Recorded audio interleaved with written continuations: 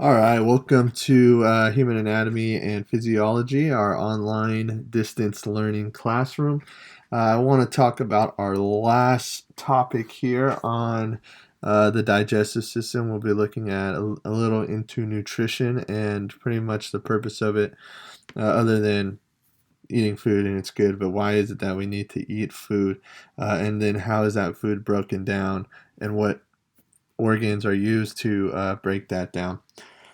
So this is our last topic for digestive system. So you'll have a quiz on Friday, and then we have spring break for 2 weeks, and we come back, and you pretty much are going to have a test on the digestive system that week or so. So let's get into it. We're only going to really look into the macromolecules here. Remember, macromolecules are large complex molecules. There's really four types. You have carbohydrates here, proteins, fats or lipids, and then nucleic acids here. So we'll be taking a look at these and having an understanding of what organs are going to be used to help break these down. Here you have these charts here. These are a very simplified version of how you get energy out of these. And the main idea, really, you have two players that are going to be used. And what you have is what is called oxidation processes, or we know them as cellular respiration. So glycolysis to Krebs cycle to the electron transport chain, and that ultimately is going to get um, your molecule that you want. That molecule being ATP, adenosine triphosphate. That molecule, ATP, is responsible for all bodily functions that happen in the body. So that is what your body is going to use. That's what each individual cell will use. So the purpose is to make ATP in order for your cells to work, right? That is the energy source. You may have heard this process called metabolism. Metabolism is going to be a sum of all chemical reactions happening in the body, that being catabolism, building up, catabolism, breaking down, and anabolism, building up. So you have two different types. You have catabolism, that is breaking things down, and that's what's going to produce that energy. And then you have anabolic processes that will build things up. So that's how you make your proteins. That's how you make things that your body's going to use. So the sum of all that is called your metabolism. Okay, in all catabolic processes, you're only going to use about 40% of the actual energy that is going to get broken down. 40% of that is going to get broken down into ATP. Okay, the rest is being pretty much turned into heat that the tissues are going to absorb. That's why when you run, you get hot. Okay. So a little bit about it. If you have more energy after through all of this, right? You have an excess of energy, it's going to store as fat, so you will gain weight. Okay, and if you have a deficit of energy through this process, then you will use reserves, or you will use the fat, and that's how you will lose weight. So all this is energy, or calories, which we measure energy in, versus calories exposed or used up. That's how weight loss happens. The more you take in versus the amount you use, you gain weight. The more you use versus the amount you take in, you lose weight. So it comes down to a simple math problem. Okay, the hard part is knowing how much you use. Okay, so there's things online that you can look at to find that. So you eat food. Okay, that food has both carbohydrates, fats, proteins, nucleic acids, and then what? How does that get broken down? Pretty much what's going to happen is it's going to first mechanically and chemically digest it so it can separate it. Okay, looking into this here, you have carbohydrates. So we'll talk a little bit about carbohydrates. First off, it is going to start in the mouth, okay, and it will also pick up in the small intestines as well. Okay, you have two types of carbohydrates, those being what are called polysaccharides, meaning many, and then you have monosaccharides. Okay, polysaccharides being like your glycogen and your starch. Okay, those are two examples of polysaccharides or complex sugars. And then you have your simple sugars being monosaccharides, that being glucose, fructose, lactose. Those are just a single sugar molecule. Okay, so those simple sugars get broken down easily, put into the bloodstream, and then they're used. The polysaccharides are a little bit more difficult to break down, and you have to actually that's why they're called better carbs than the others, because you have to break those down into eventually monosaccharides. Once they get broken down, once carbohydrates get broken down, they go through cellular respiration. That's a process of glycolysis.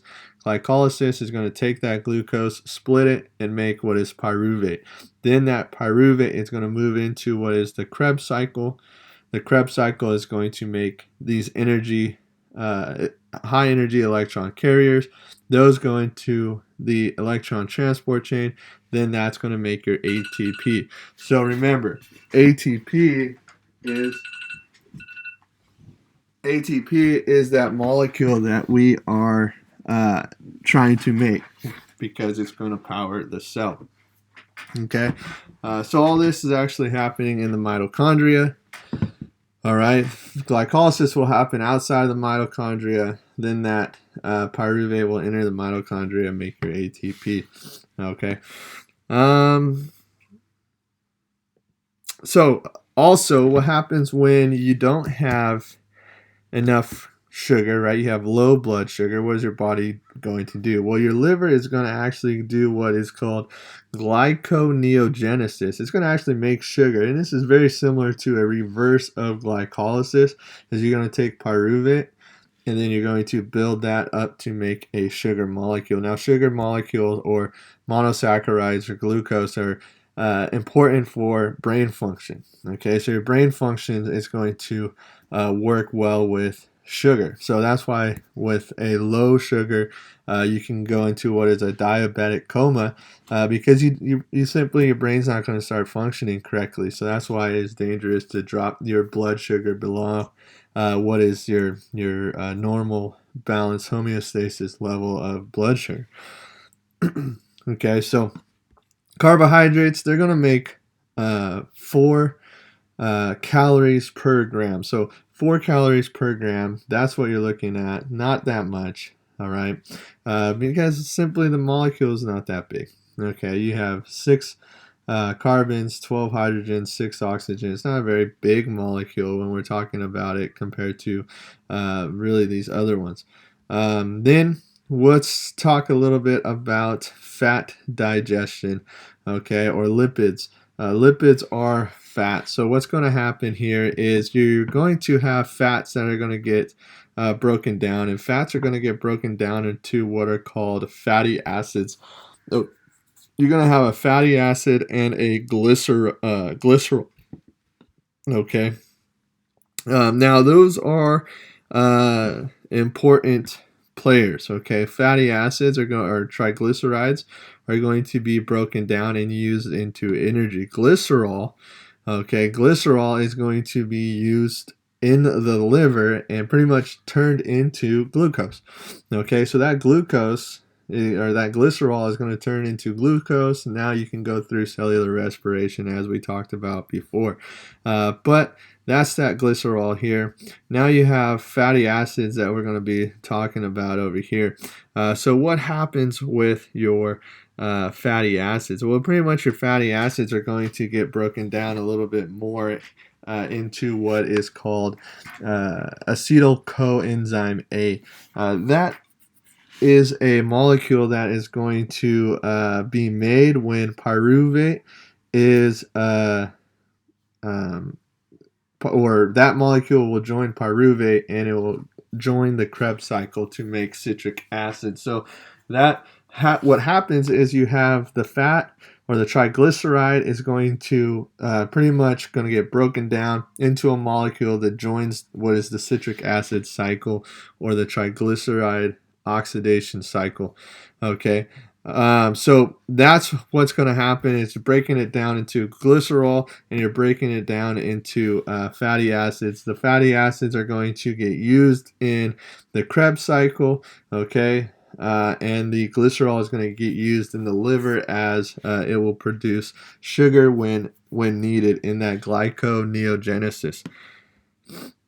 Proteins are the other final one that we're really going to talk about. Nucleic acids aren't much. They're going to get broken down into their polymers, nucleotides, and get absorbed. There's not much to it as far as where it happens. Small intestines, all this is really happening in the small intestines. Now, proteins, though, are going to start in as far as starting to break down because they are a little bit tougher to break down. You're going to start in the stomach. Now, remember the stomach has acid in it. And it's going to use that hydrochloric acid here and pepsin. That's going to combine together to start to denature the protein, and then that's going to get pretty much chopped down into smaller and smaller pieces. Those pieces being polypeptides. Okay, so you go from a protein to larger peptides to smaller peptides, and then the polymer of a protein being the amino acid, right? A protein is just this long chain of amino acids, so it's just simply breaking it down. And as it gets into that, you're going to use different hormones and different enzymes. So first, it's going to start with pepsin and hydrochloric acid or stomach acid. That's going to start in the stomach. And then once it goes from the stomach into the small intestines, you're going to have the pancreas that is going to be used here, and the pancreas is going to release a couple players here, what are called pancreatic enzymes: trypsin, chymotrypsin, and carboxypeptidase. Okay, those three things are going to pretty much denature it, and then you're going to use more here that will turn it into amino acids, and then eventually those amino acids, typically your amino acids are going to get used by the body, and your amino acids are going to get used to build things. They're used more so in the anabolic process to build things up. But they can be used in the catabolic process to make energy. And if you're at this point, it is not a good place to be in the body. Simply a couple things are happening. One, you go through what is called ketoacidosis, where you're making these ketones. What happens through Krebs cycle and things like that, as you make that acetylcholine, you produce what is called a ketone body. Brain could use those as well, but what happens is you make a ketone body and a carbon dioxide molecule. That carbon dioxide molecule is going to go into the blood just with the ketone body. That ketone body can get turned into energy, but that carbon dioxide, as you know, carbon dioxide into the blood system is going to cause you to go into that acidic blood pH, which is not good for the body. So that's what happens when you have too much proteins being used, is you're going to go into a ketoacidosis if there is a lack of carbohydrates and fats to use as energy. So the keto diet and all of that, you have to really watch that level because you're really starting to take away the carbs and almost eat nothing, no carbs, in order to get into the fats to use those as a energy source. But if you run out of fat, then you're going to start eating away your muscles. okay, and as well as organs, because those are made as, or muscles are made out of protein, okay, or have more protein, which your organs are smooth muscle. So you don't want to get into that point, but it is possible. And what happens is those different amino acids, you have 20 different amino acids that are total, and the reason why you need to eat animal products, or you need to eat plant products, is because your body will not produce all 20. So you have to get 20 of those amino acids, so that way you can build everything. So a lack of certain proteins will mean a lack of certain amino acids, which then therefore all amino acids will be made into proteins. But then proteins pretty much control how your body functions. So if you are lacking certain amino acids, then you start lacking certain functions of the body, because you can't make the protein.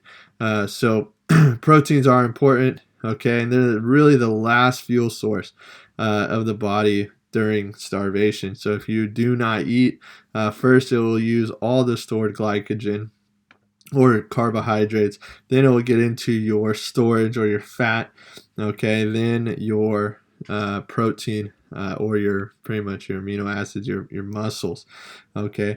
So this is a kind of a chart to help you. Here you have some of the enzymes and hormones and some locations as far as where that is going to take place, and then a little bit about that path. Like I said, this is a very, very simple diagram here. If you think this is not simple, you should see the actual diagrams to that actually go on. So it's a very complex process that is happening in the body. You're taking these large molecules and breaking them down into eventually making ATP, so your cells can function and have energy to work. So a little bit more about this, so you can see it written out in words a little bit better for you.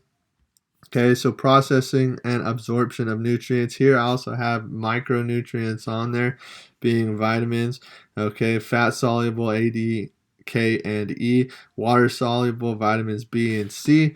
Water is going to be uptaken from osmosis, mainly in the small or large intestines there. Protein is going to get broken down. Mechanical processing, also chemical processing. So mechanical processing, chewing, mastication, also the stomach contracting. Chemical processing are going to be those enzymes that are used to denature that. Okay, lipids are going to get broken down by lipases, CCK, and bile salts. Okay, so that's what that is. That bile emulsifies lipids. It's going to pretty much be this this salt, along with some enzymes, that CCK and lipase, that is going to be used to pretty much break down triglycerides to what are these chylomicrons, which are then going to be able to transport that energy to where it is needed. Carbohydrates, you're going to have salivary amylase starch complex, digestion in the oral canal, and then that is going to get broken down into your glucose, which your glucose will be able to transfer directly out of the intestine, travel to pretty much where it needs to. So your carbohydrates aren't necessarily going to the liver. Okay, why? Because they're going to get broken down into monosaccharides. Now, if you have complex carbohydrates, those will go to the liver, and they'll go through another process to break them down into monosaccharides. And then once you have monosaccharides, all cells are going to use that in cellular respiration. All cells do cellular respiration. For the most part, all cells do. Not every single one. Blood cells won't, but those that have pretty much mitochondria will. Which are a majority of them. So the monosaccharides go into the directly to the cells. Polysaccharides go into the liver. Lipids go to the liver. Proteins go to the liver. Pretty much everything goes to the liver except for monosaccharides. Then that liver is going to filter it out and process the blood sugar levels, and then based on that, it's going to get broken down into either sugar or into pretty much what is called acetylcholine that will be used in the fatty or the Krebs cycle. So therefore, you can produce energy that way. The liver is going to play a big part because it filters blood, turn it into either sugar or into a molecule that can be used in the oxidation process to make ATP. So here's a little bit more about some fats here you have, more about the different macronutrients. Monosaccharides and amino acids are actively transported across plasma membrane of epithelial cells. What that means is they just go through. Okay, so they're just going to move through here. Fat absorption. Chylomicrons leave epithelial cells by exocytosis and enter internal environment. Okay, so if you see here, here you're inside, okay, the intestine here. These will go through. So carbohydrates and monosaccharides, these will move through the intestine and into, this will be blood. Okay, proteins will get broken down into amino acids. They'll get they'll move through as well. Well, fats, on the other hand, are a little bit more different. And they're going to get broken down into fatty acids, and then their triglycerides are going to enter in, make proteins, and then you see here they're going to get picked up by these little vessels here and then exported. Okay, so they need a little bit of assistance to get through the intestinal wall and into the blood. Okay, so carbs and proteins, simple, they'll just move through, and fats are not. So they're going to use what is exocytosis, so this little vessel here that's going to distribute them. So it is a very complex process that is happening, and it's actually a growing field. Quite interesting how you get energy from it. There's so much more to go into, but we may cover a little bit more next week and extend the test a little bit, but we will see. But I appreciate you guys and the changes that have been made and sticking with it. It sucks that I can't be in class and see you guys, but God has a reason for this, and we'll be better coming at the end of it. Bless you guys and have a good spring break.